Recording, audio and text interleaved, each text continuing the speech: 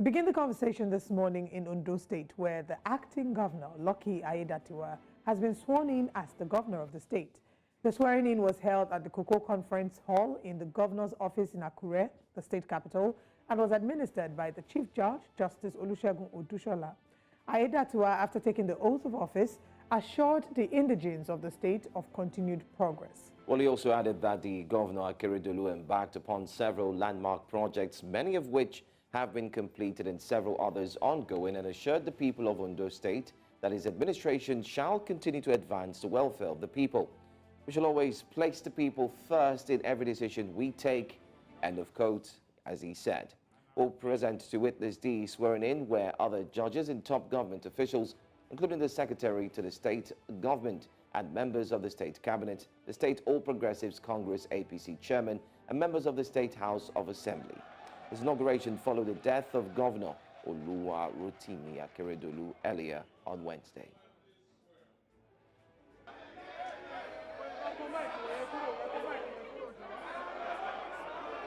Accept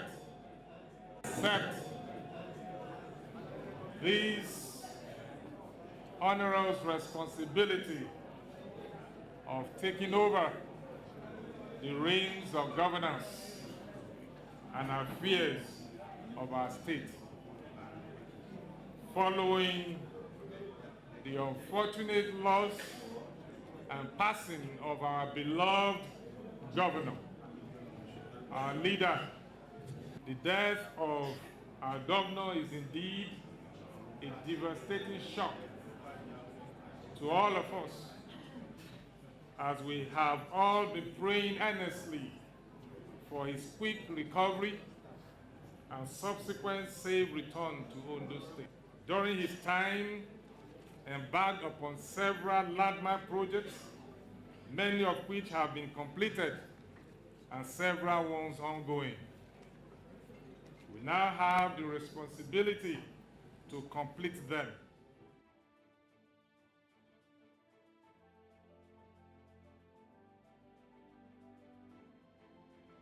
And there we have it. It's the swearing of the Deputy Governor of Ondo State. Unfortunately, like we will keep mentioning that it's an unfortunate incident, regardless of what the situation was and all the politicking that happened behind the scenes. This is a father.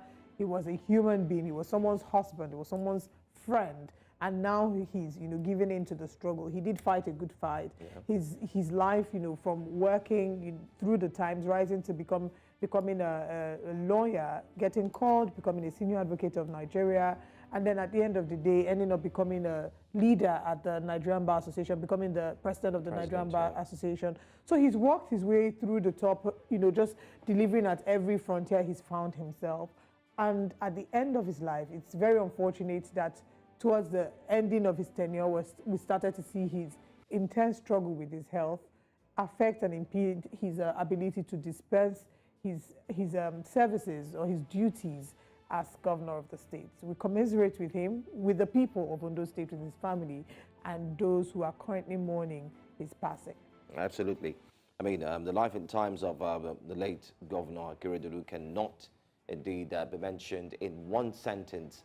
It will take enough time to indeed go through every single thing that he was able to achieve during his lifetime. Aside from being a senior advocate of Nigeria, this was someone who also was the, you could say, the Attorney General and Commissioner for Justice in Ondo State. So if you take a look at his rise to become governor, you'd see that he actually held a lot of offices and dispatched a lot of duties in order to be able to get to that position of being governor of the state. Most importantly, he was known to always challenge, or you'd say challenge, the system.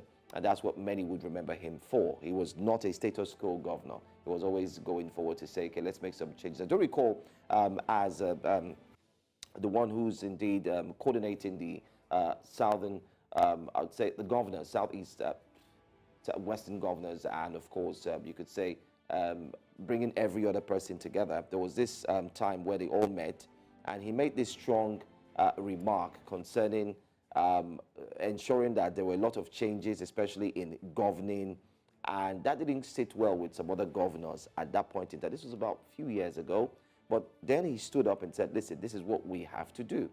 And I remember going online, a lot of people were saying, listen, this is the kind of governor that we need, one who sticks and sits and makes sure that whatever decision needs to be taken, he would ensure that he champions that cause and goes further.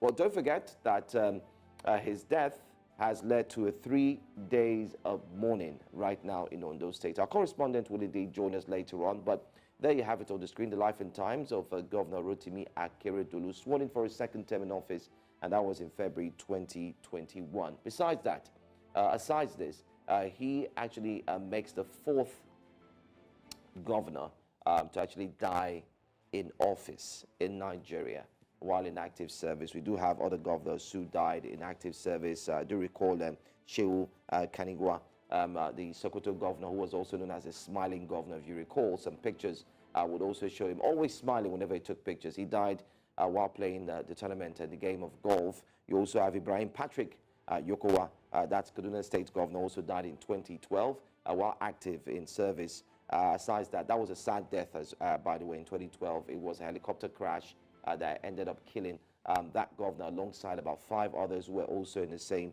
helicopter. You also have Maman Bello Ali, Yobe State South Senatorial District. He represented Yobe State. That was in 1999 to 2007. He was sick, he had leukemia, and he was flown to the United States of America and Florida in particular. And he also fell sick and then died. So it's normal to have governors or persons in office who fall ill. After all, guess what? We're all humans. We all have blood in our veins. And that's exactly what this story reminds us of, that regardless of every single person you see on the screen right now, who are indeed representing the people, from the governor of Jos, Muftang, name them, to governor of Lagos State, River State, Bayelsa, you could go ahead. Do recall that these are humans. Very true indeed. And like we said, we do commiserate with the people of Ondo State on the passing of the former governor. Different people had different feelings about his time in office, but one thing, like you mentioned, was that he was a very vocal, very outspoken governor. I remember the time when I believe it was President Musa Yar'Adua, was traveling, and you know, he hadn't handed over power to the deputy, and he outrightly called him out on it, and you know, spoke very strongly on it. And then he was very active. I believe he was president of the Nigerian Bar Association. I stand to be corrected. But then he spoke very strongly about it, asking that, you know, the right thing to do constitutionally is that he hands over power to his deputy. So he was never really afraid of speaking the truth. Never. And was very, very bold about it. Yes, like I did mention, many people have different feelings about his time in office, but like they say in Game of Thrones, his watch is ended. Now it is time for Lucky Ayedatiwa to carry on the baton and to hope that he can steer Ondo State to better heights, to greater heights, finish the work that has been started, right the wrongs, and bring peace all round to this Sunshine State. Our correspondent Bernard Akede, of course, gives us a brief history of the late Rotimi Akeredolu. Let's take a look. Senior Advocate of Nigeria and former President of the Nigeria Bar Association, NBA, the late Rotimi Akeredolu was managing partner at the law firm of Olurotimi and Akeredolu. Akeredolu was appointed Attorney General of Ondo State from 1997 to 1999. He was the chairman of the Legal Aid Council 2005 to 2006. And in 2012, the Nigeria Bar Association named its new secretariat in Abuja after him. On Sunday, 27 November 2016, Akeredolu was announced by the Independent National Electoral Commission, INEC, as the winner of the Ondo State governorship election and was sworn in on 24 February 2017. During his time as the governor of Ondo State, he also doubled as the chairman of the Southwest Governors Forum. On 4 February 2022, he was awarded as the Grand Patron of the National Drug Law Enforcement Agency, NDLEA, by the chairman, Brigadier General Mohammed Buba Marwa, retired. On 21st July 2020, he was declared as the Ondo governorship candidate after the primary election under the platform of the All Progressives Congress, APC, and went on to win the election. But it was during his second term in office that the governor took ill and Ondo politics began to experience heavy drama. Let's just take it from September 7th, when the governor of Ondo State, came back from his medical leave from Germany. Yeah, he arrived in Ibadan on September 7, and a meeting was held the following day. He held a meeting with the ESCO member, the House Assembly member, stakeholders, and the party hierarchy. And since then, he hasn't been to Ondo State. On Wednesday, December 13th, he proceeded on another medical leave and wrote a notice formally transferring power to his deputy, Lucky Ayedatiwa, who later assumed the responsibilities of acting governor. However, there are those who believe the true story of the governor's medical status was concealed from the public. Told in Nigeria that the governor have traveled to Germany.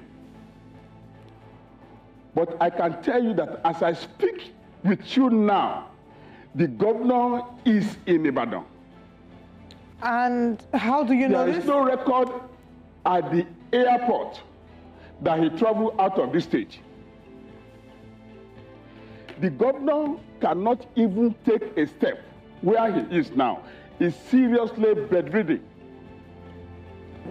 So they should stop lying. Those who are making Ondo State dry will proceed anything possible to keep making the people of our state. If they say or they argue that I am lying, they should show proof that Akeredolu is in Germany. They should show video when he traveled out of Lagos or Abuja or Kano Airport. While serving as president of the NBA, Akeredolu strongly called for the then President Umar Musa Yar'Adua to hand over power to his deputy, Goodluck Jonathan, due to failing health. As the thoughts and prayers of Nigerians go out to the Akeredolu family, all eyes will now be on Lucky Ayedatiwa as governor of Ondo State, as stipulated by the Constitution. Bernard Akede, reporting for News Central. Thank you, Bernard, for that very in-depth analysis of Governor Rotimi Akeredolu's life and times. Much more has to, there is more that can be said of him, especially from those who worked with him closely, those who witnessed him, and those whose lives he has impacted. I don't know, Joe, if you saw the video of the woman who was crying bitterly about how, his life had impacted her. So there are people who will know him more close and would have experienced him more personally, who would be grieving and mourning at this time. Oh, yeah. It's a sad day for the people in Ondo State as we speak this morning. Sunshine is indeed not really shining, as it were, because everyone is indeed thinking what the way forward is. But I also must commend the current governor now, Lucky Ayedatiwa. I really liked his remarks, his statements. He went ahead to assure the people that he was going to continue from the good works that the late former governor had started. And most importantly, calling for a 3 days mourning is very important, and that's exactly what is done. Flags will be flying at half-mast. The question I'd love to ask when our correspondent does join, because he would be our eyes and ears this morning, Bernard Akede, is the 3 days mourning only for the civil servants, or better still, will some other companies join in? There were requests, you do recall, and counter statements made during this time when the governor was indeed ill.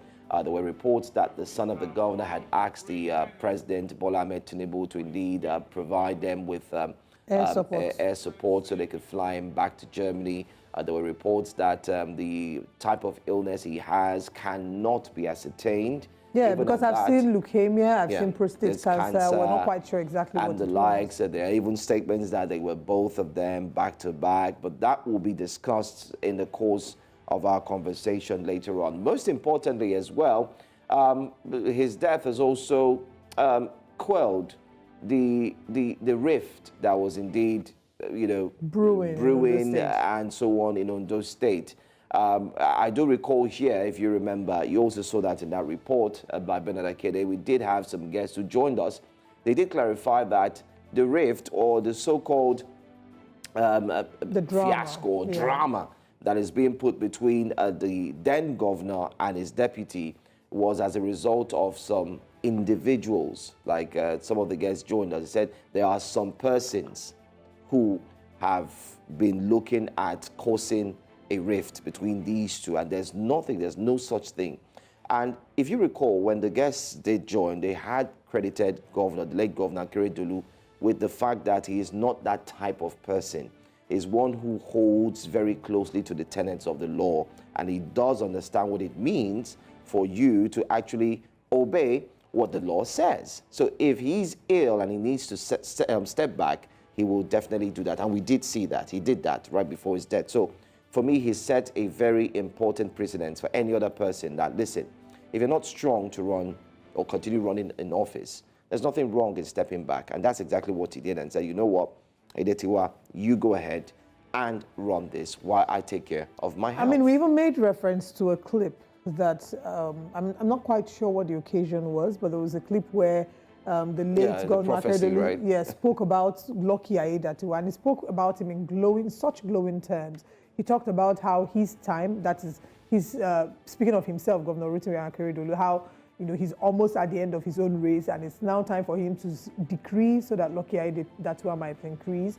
He spoke about him in such, held him in such high regard in the way that he spoke about him, and it would seem from that clip and from the reports that we hear from individuals that there was a very healthy relationship between both parties, and whatever drama and politicking that we could see towards the end of his life was by forces within the state who wanted to manipulate power for their own personal gain. The question now is, now that he's passed, I wonder if all of that was worth it, if they can say for sure that, trying to restrict or prevent him from handing over power, as he typically did in time past, or as he typically would, if it would lead them to if it had achieved the aim that they wanted it to achieve. So that being said, we hope that there will be no more drama in Ondo State, and that everything will finally be laid to rest. For us to be able to see governance taking the front seat, politicking needs to move to his side, move to the back, so that the people of Ondo State can be prioritized, their well-being and their progress. Reactions, of course, have trailed the death of Governor Olurotimi Akeredolu, and we'll share some of the reactions with you. Absolutely. One of the reactions is this one, which was indeed tweeted as well and taken from the cable newspaper, obituary from Law to Politics, the life of the late governor. You also had Nasir Ahmed El Rufai, who also said, sad day, woke up today to the announcement of the death of two of my friends and colleagues, Right Honorable Gali Umar Naba. Of course, that was yesterday as well. We talked about very that. Important. Yeah, very sad. Yes. The former Speaker of the House of Representatives, that was from 1999 to 2003. And His Excellency Governor Olurotimi Akeredolu, also at ages 65 and 67 respectively.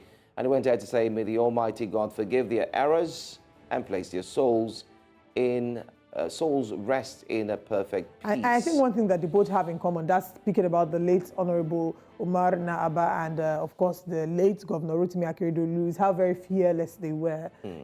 People speak about how very fearless they were in taking a stand and how very courageous they were in taking a stand. And we certainly, it's such a shocking and sad news to hit Nigeria at this time.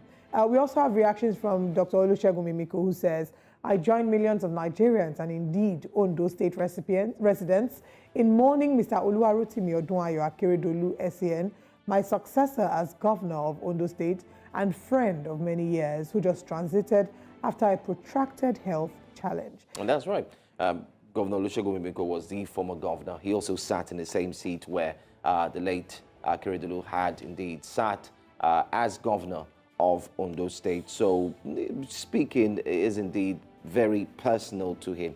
So we do indeed understand where he's coming from.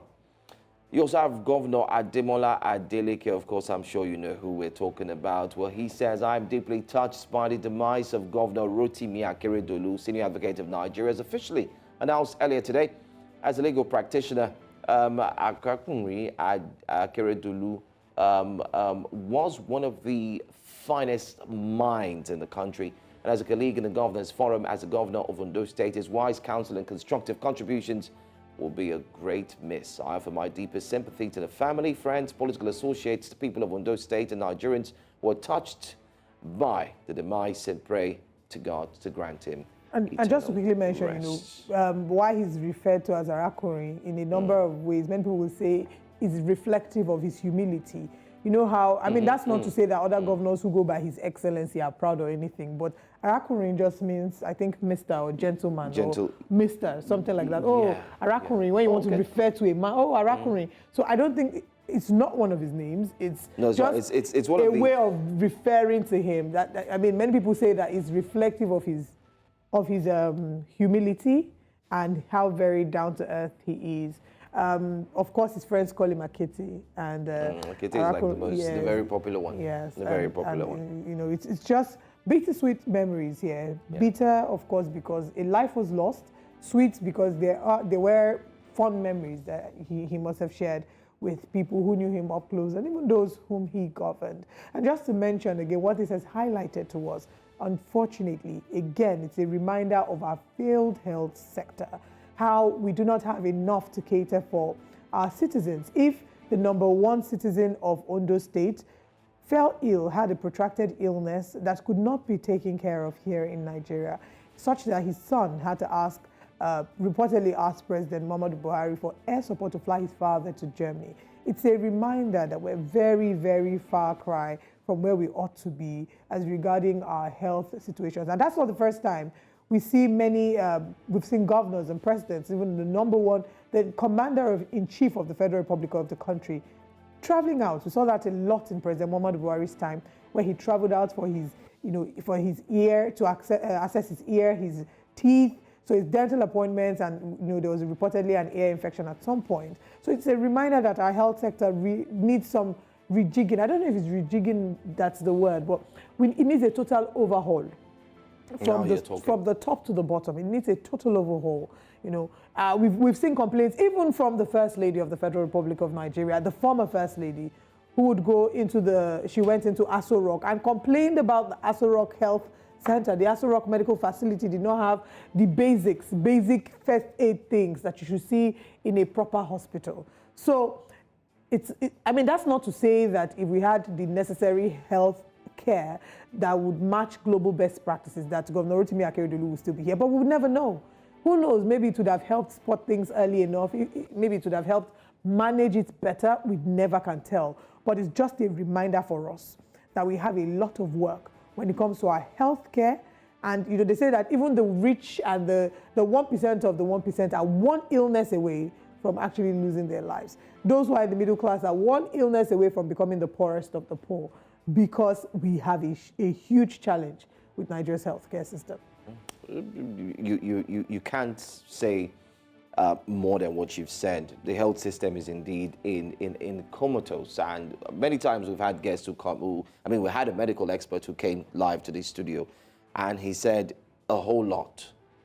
Now, the death of the late Governor Olurotimi Akeredolu would either do two things at this juncture. It would either spark within the governors or those who are the helms of affairs to sit back and say, listen, why don't we fix the healthcare system? Or two, it would be seen as a reminder to them that they should travel more for checkups. I think it's going to be more the latter than the former. They should travel more, maybe every three months for checkups. I mean, it's my hope that it would be the former. But most Nigerians genuinely believe it will be the latter, where they will prioritize their health care, but it will be more medical tourism. It will be them traveling to get medical care and medical checkup from, from the West. Olive, let's not forget that we've seen, I mean, in the course of the conversation this morning, we've seen governors who have died while in power or while on duty. We did mention the smiling governor in Sokoto who had died in 1981. I mean, he went to play golf, polo, I beg your pardon. And then, of course, he fell off and died. Health issues, of course, taking care of his health and so on. We've also seen governors who were sick and had to be flown out. And at that point, they also, didn't do well. We also have the case of the Yobe State sitting senatorial rep, who had been flown out. Unfortunately, he didn't make it. He died of leukemia in the United States of America as well. So that's a key one as well. And then you do have the recent case where you have a governor. Don't forget, you also have a president Yes. in the name of President Umaru Yeah. Yar'Adua, who Yeah. equally died. I mean, so we're not saying that, first of all, we're humans. It's natural to fall sick. It's natural to pick up an ailment. It's normal because it's in our veins. But it can be controlled to a certain limit if you have the medical infrastructure to do that. I can tell you now as we sit here that there are lots of people who are still paying exorbitant fares or fees for dialysis. Because if you go to some of the hospitals, they do not have the machines to provide this dialysis for those who are sick with kidney failures or kidney issues. And kidney issue is a major problem in Nigeria as we speak now. And that's just a conversation we're really going to yes. look into in the course of these, of having, shows like The Breakfast Central and the likes. But then again, you've hit it hard on the head, and I agree with you. This is when a call needs to come to say, it's high time we fix the medical care because system. the truth is, if we were to do, system. I'm sure that I probably should go and do some research on this, on how much Nigeria pays for medical tourism every year. If we invested all that money we pay for and this is me, of course, not saying that anyone who's ill shouldn't travel, because at this point right now, Nigeria has not gotten to the point where Nigeria can give you the required medical assistance that you need or that you desire. But if we were to check, starting with the public office holders, how much is being expended on medical tourism, it's very unfortunate because, yes, they want to be better, but it would have been great for us to have that kind of system here in Nigeria. If I'm to chip in there, I could say there was an article, I think it was either on The Guardian or The Punch, somewhere, somehow, where the countries were listed, the most frequent or visited countries for medical tourism and medical care. Of course, you do have India there. Yes. You do have the United Kingdom there somewhere within. You do have the United States of America. And then lately, you also I'm sure have, Turkey will get on the list lately. Yeah. You do have Turkey. An Asian country was equally listed there, and so on. Before you come down to African country, where you had South Africa, which is also there on the list. Sadly, here on Breakfast Central, here on News Central, we've also highlighted other African countries that are equally suffering from the same symptom of not setting up a proper medical system or a healthcare system in their countries that are equally affecting their citizens. You do have Zambia. We recall how the Zambian president will indeed take time to travel and take care of his health. You have other countries like Zimbabwe. You also have Uganda and the like. So if you look at this, it's a core problem. It's core. It's in the heart of Africa as a continent that needs to be addressed. It needs to be fixed. But I would always say it if I have the opportunity to sing the same song, which I call the sweet song of the Rwandan president, who says, we do not need to go outside to solve our problems. We need to sit back and solve our problems ourselves. If you recall, during the time of the current Senate president, Akpabio, Godswill Akpabio, he had launched a medical facility in Akwa Ibom. Very huge, big, gigantic, during his tenure. And aside that, he also launched the stadium, the world-class stadium. Guess what? When the governors fall ill, why don't they visit that medical center? Right. But then again, where is the medical center? Is it still as clean and active with all those fine looking good infrastructure that was put in place? Well, we've highlighted these points, and we hope that the coming administration can look into it and that we can be, in the next few years, I would say, because it's not something that can be done in a year, we would be able to have medical infrastructures that we are proud of as a country. But once again, just to mention that we're still talking, we're joining Ondo State for the 3 days of mourning, the life and times of Governor Olurotimi Akeredolu. Just to mention how very, very fearless he was as a person, oftentimes going against his party and holding ideas and ideologies that were against his party. He did speak about the Naira redesign. He spoke so strongly about it, how it was a failed project, and both should be allowed to coexist. And he's talked about a number of subjects that his party might not have considered. He's gone a very, very different route, and he will be forever remembered for his boldness and his fearlessness.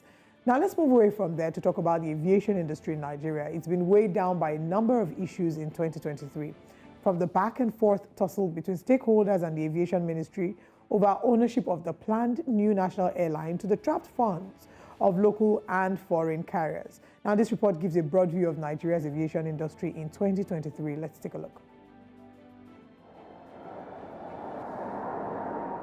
The year 2023 started in Nigeria's aviation sector with the raging issue of trapped funds of foreign and domestic airlines. This led some to stop flying into Nigeria, while others increased their fares. Another significant issue was the notice of industrial action. Aggrieved workers of the Nigerian Aviation Handling Company declared a warning strike over poor pay and a number of other issues. Their action disrupted flight operations at both the local and international flights during that period. The year started with a battle for the trapped funds, foreign airlines and some domestic airlines who have their funds trapped with the central bank, and they were unable to remit or get those funds out up to today, despite all promises. So a little percentage has been released to them.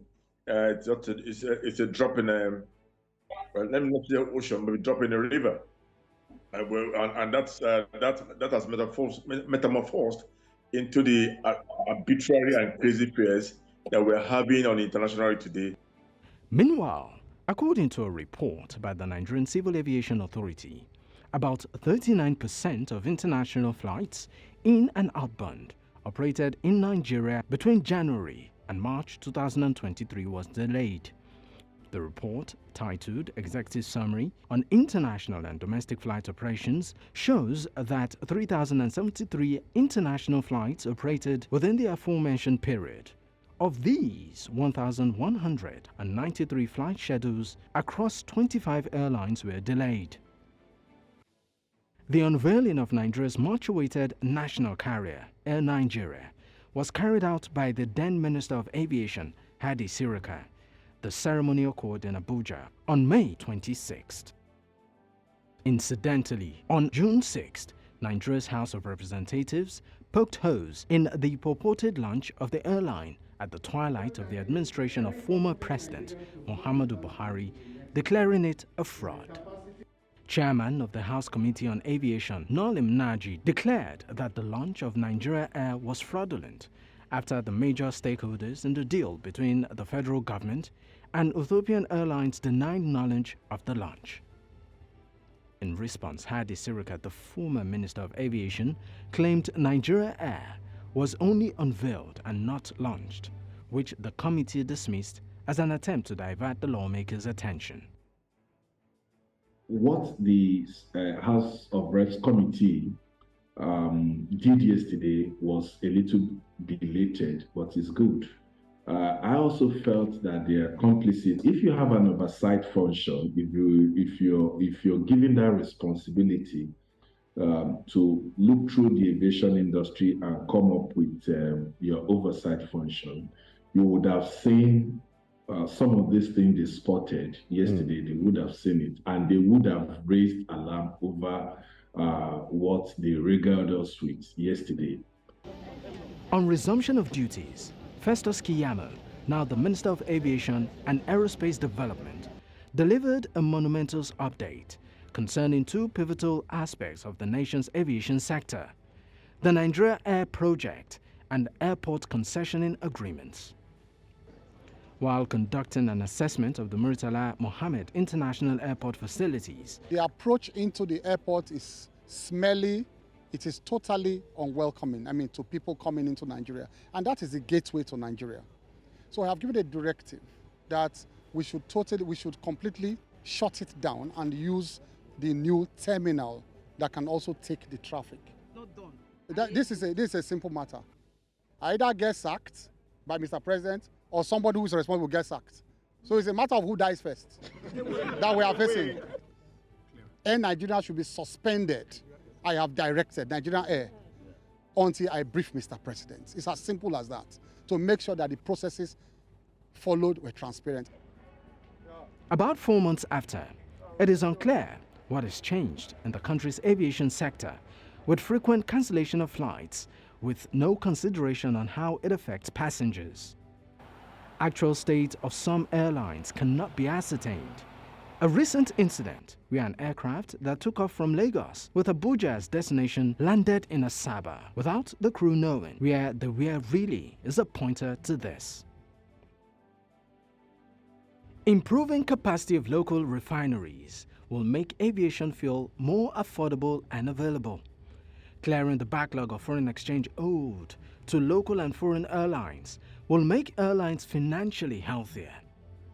Improving airport facilities and better maintenance of infrastructure will guarantee safety of general comfort of the sector. All of this will make the business more rewarding for operators and then turn flying within the country from a near nightmare to fun for passengers. Well, we want to say that we're sure and certain indeed that you did get the information from that report.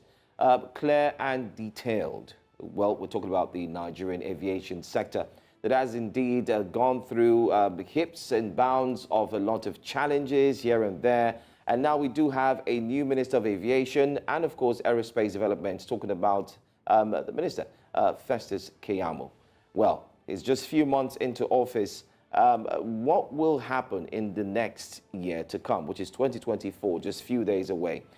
You did see in that report, and of course, it's no news that Air Nigeria was suspended. But the big question we are asking this morning is, where is Hadi Sirika? Exactly. Where is he? We just pushed the conversation of Air Nigeria to decide. Is there no honor in doing things right? So, you know, what's quite disheartening about this is because this is the routine that we see in a number of situations or big stories here in Nigeria. What we find is that a number of these stories make a lot of noise about it. No investigation is being carried. It's promised. An investigation panel is promised, but we never see the end of it. We never see any proper investigation being done or people being made to answer exactly what happened. Now, this was a promise or a guarantee that was made to Nigerians that seemed very fraudulent at the end of it all. It seemed like it was some fraudulent move to make it look like they had done something for the Muhammadu Buhari tenure. And Nigerians did see it for all that it was, a very shameful situation. The MD of Nigeria Air came out. He came to give excuses or defend or explain when the position of Nigeria Air when the House called him. But all of a sudden, everything has just gone down the drain. Millions were invested in ensuring that this project came to light. So what exactly has become of those monies? What is the explanation for why Nigeria does not have its own national carrier till date? It would be great for us to have a conversation where Hadi Sirika comes to it, because I don't believe that he ever really came to explain what happened. He never did. And when the charade, or better still, when the scam, let's call it for what it is, I don't think it's time we, sometimes like they say in life, be truthful to yourself or speak the truth. And that's exactly what we need to do. There was a small palm and pageantry celebration that was put together. Few persons were called, which many have said it was rent a crowd.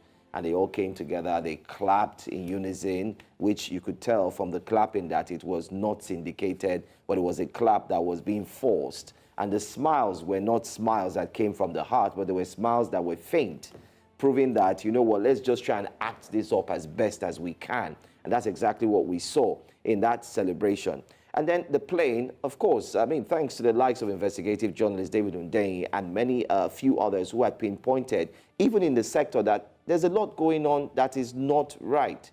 And then you borrow a plane from Ethiopia, you fly it in codedly, and in all of that celebration, you did not even allow people to go into the aeroplane to even look and take some pictures. In this era where we use phones and cameras, to take some pictures and videos and say, oh, this is really good, take a look. This is what Nigeria Air will look like. Here's a true feel.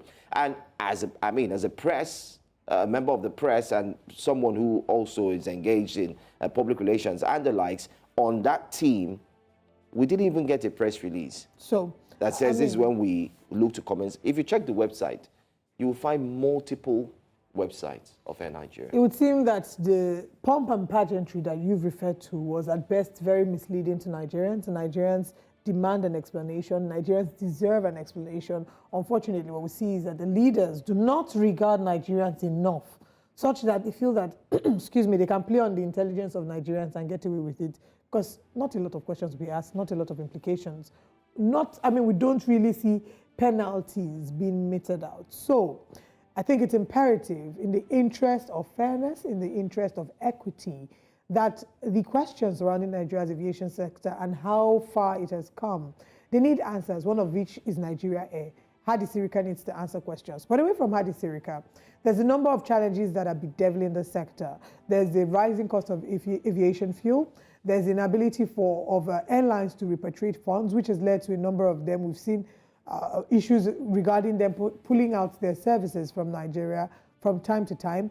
The ridiculous cost of flying in Nigeria at this time. From here to Abuja now? Oh, so from here to Abuja was almost 200,000 naira for an economy flight.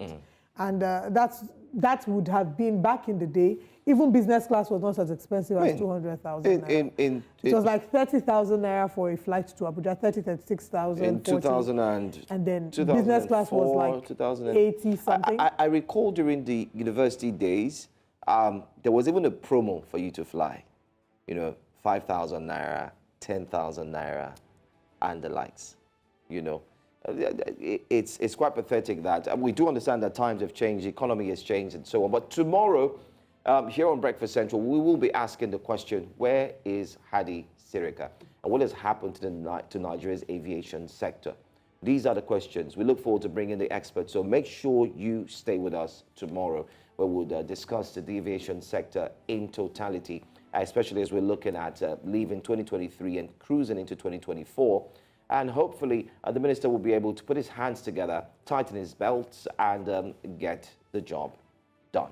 Very true. And if you're just joining us here on Breakfast Central, just a quick recap of the conversations we've had. We've just concluded a conversation on the aviation sector, but we've also looked in depth into the life and times of Governor Olurotimi Akeredolu, who unfortunately passed at the age of 67. Ondo State has been thrown into 3 days of mourning his passing. Deputy Governor Ayedatiwa has been sworn in and is now the governor. He was the acting governor because of course, the situation where there was a power handover, but he now has been officially sworn in as governor of Ondo State. Now let's share with you what's coming up next this morning on Breakfast Central.